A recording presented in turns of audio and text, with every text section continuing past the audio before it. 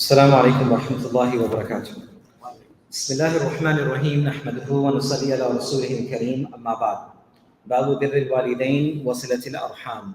We continue our book Riyad-us Saliheen by Imam Nawawi rahmatullah alayh, the 40th chapter with regards to respectful relationship with our parents and joining of blood relationships.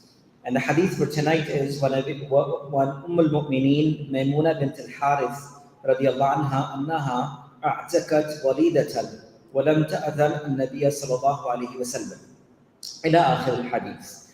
This hadith is a longer hadith, so I'll go directly to the translation. The hadith is of Al-Bukhari and Muslim both.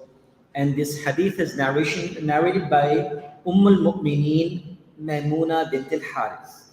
So the title al-Mu'mineen itself is a title given to only a specific group of women that were married, and of course they were the wives of the Prophet ﷺ. And this is an honorable title that they will remain mothers of the believers till the day of Qiyamah, right? They are our mothers as well, Ummul Mu'mineen. Just as we show reverence and respect and dignity to our own mothers, this is the same respect and dignity, if not more, towards those individuals that Allah subhanahu wa ta'ala selected to be the spouses and the wives of the Prophet ﷺ. So amongst one of them, her name is Maymuna.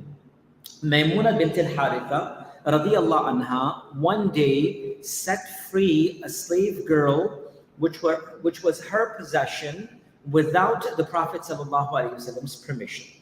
So she had made this and she set this servant free.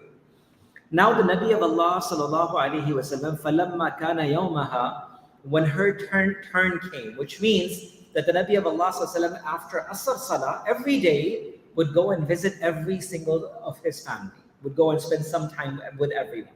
But he would spend a night and a longer portion in a particular way in return to all of his wives. And that's why, if you remember, before the demise of Rasulullah ﷺ, when he passed away, 2 weeks before he passed away, he was coming back from Baqi after making dua for the people of Baqi al-Gharqad, the graveyard, and he felt extreme headache and he did not feel good.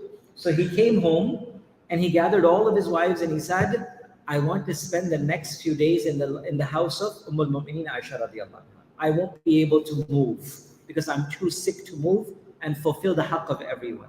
If you allow me, if you give me permission, can I do this? And this is the insaf, the justice and the care of the Nabi of Allah sallallahu alaihi wasallam. So if they said, of course, and as we know that he did pass away in the house of al-Mu'mineen Aisha radiyallahu anha. So the hadith is, كَانَ يَوْمَ الَّذِي يَضْرُ عَلَيْهَا فِيهِ. When the turn came that Rasulullah sallallahu alaihi wasallam came to the house of Maymuna radiyallahu anha, قالت أشعرت يا رسول الله إني أعتقت ولدتي. O Prophet of Allah sallallahu alaihi wasallam, do you know that I have actually set free a slave girl? So the Nabi of Allah ﷺ said, have you indeed? I didn't know. Have you indeed done this? قَالَ أَوَفَعَلْتِ قَالَتْ نَعَمْ. She said, yes. And after this, the Nabi of Allah ﷺ did not say, why did you do this? But the Nabi of Allah ﷺ said, أَمَّا إِنَّكَ لَوْ أَعْتَقْتَهَا أَخُو لَكَ كَانَ أَعْظَمُ لِأَجْرِكَ. Only if you would have given this to your maternal uncles, meaning your, as they say in our relationship, mamu, your mom's brothers, meaning those who are closest in relationship, but they are poorest in their families. If you would have given them, then your reward would have been increased. Meaning Allah would have given you more reward. Two important things to take from this hadith. There are a lot of messages from this hadith, but two important messages. Number one, if a woman has something in her possession, in her own milkiyah, in her own ownership, she's allowed to give this as sadaqah without the permission of her husband. But if there is a mutual ownership of something and they mutually own, or if she is taking care of the wealth of her husband, she is not allowed to, or he is not allowed to do anything without the consent, because they are both mutually owners of something. But if they are individual owners of a particular thing or subject or any matter, then they're allowed to give this as sadaqah and charity for the sake of Allah, if it is their own personal property and ownership. Number one.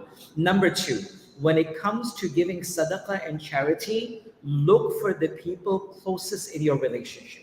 Look for family members who are closest to you in blood ties and support and provide for them. because there is double the ajr, there is double the reward. As Rasulullah ﷺ told Khatija radiallahu anha as well, that, oh Khatija, when you give something, give first to the closest of your relatives, because Allah subhanahu wa ta'ala will give you double the reward. The reward of kinship, silatul raham, we talked about silatul raham yesterday, and Allah will give you the reward of sadaqah and charity as well. So the Nabi of Allah ﷺ did not say, why did you do this, Maimuna? You should have never done this. Khair Maimuna, alhamdulillah, you gave this. But if you had selected someone that was closer to you in a relationship, your ajr and your reward have been increased. Of course, in certain conditions, certain times, I'll conclude with this, there might be people who may not be our direct blood relatives, but they may be in extreme need, and they might be in muhtaj, and they might be in great need at that time. So that time, their needs increases above the people who are in our blood relationship as well. So it also depends upon zarura, need and conditions and circumstances of the people as well. That the Nabi of Allah ﷺ always selected the one, either they were closest in relationship, or if they did not find anyone, the one who was in the extreme need or the most need itself. May Allah also make us from amongst those who can spend upon for the sake of Allah subhanahu wa ta'ala, and especially taking care of our relatives for the sake of Allah subhanahu wa ta'ala as well. Subhanallah wa bihamdi, subhanakallah wa bihamdik, nashhadu an la ilaha illa anta nastaghfiruka.